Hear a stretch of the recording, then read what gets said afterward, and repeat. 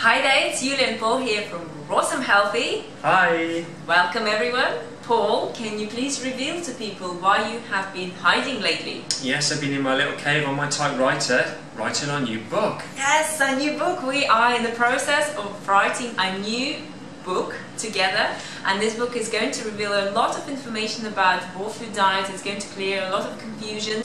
It will share our personal story of being on a high carb and low fat raw vegan diet for 4 years, nearly 4 years, what we find great, what we find challenging. So there's going to be a lot of truth, and also our experiences of traveling around the world, visiting tropical destinations, living in eco communities. Stay tuned for the announcement. It's going to be an exciting book.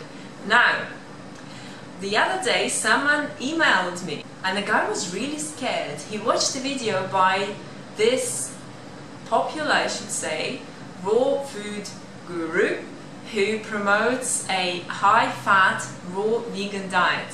And in his video he talked badly about fruitarianism, fructose and sugar. Now guys, we don't want you to be fearing this lifestyle, so we are going to talk about the points that were mentioned in that video and describe why they're actually incorrect. So the first one was that fruit-based diet, raw vegan diet, is the least healthy diet for curing type 2 diabetes, and anything more than 2 bananas a day and you are in trouble. Now, who's in trouble? We must be in big trouble. We got more than 2 bananas a day. We eat a lot more. How many bananas do you eat a day? I can eat 25, 30 easy. After our 25-kilometer run and cycling and cycling workouts. Now, Paul, can you please explain why this is inaccurate? Well, it's not the high sugar intake from natural whole fruits which is the problem. It's actually fat.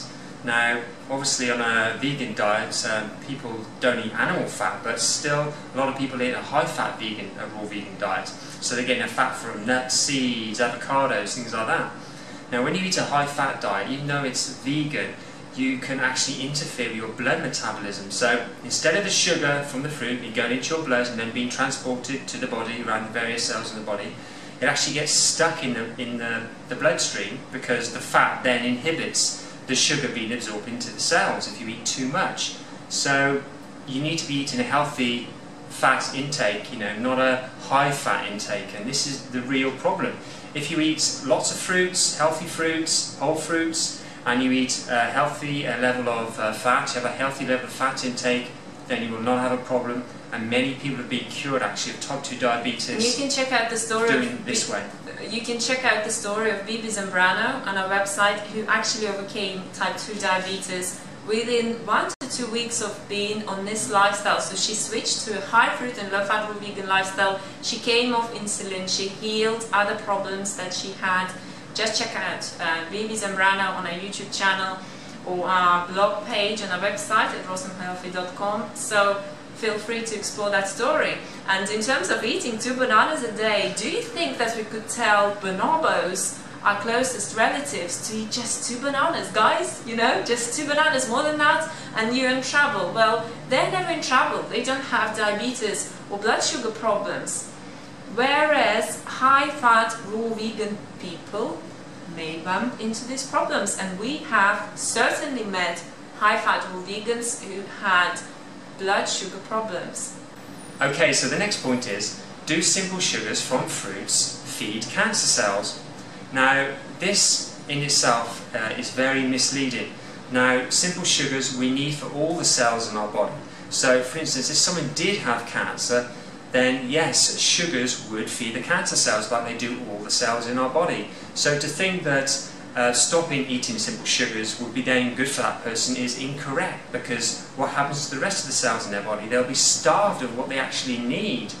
And to heal your body, you have to give it what it needs, which is simple sugars. So in no way do simple sugars from whole fruits cause cancer. And in reality, what the people should be doing who have got cancer should be looking at the real root causes of what actually caused that cancer and removing that from their life, from their lifestyle. Toxic substances, unhealthy lifestyle, poor quality processed foods, animal-based food, and all these foods are there to remove. And the same with diabetes. You know, it wasn't fruit that brought diabetes in the first place. It was unhealthy diet and lifestyles. So there have been people on a fruit diet have actually healed their cancer. So it's not the fruit sugars that you should be concerned about. You need these to be fueled in your body to make it healthy. But it's the root cause of what has caused the cancer in the first place, which needs to be removed from your lifestyle.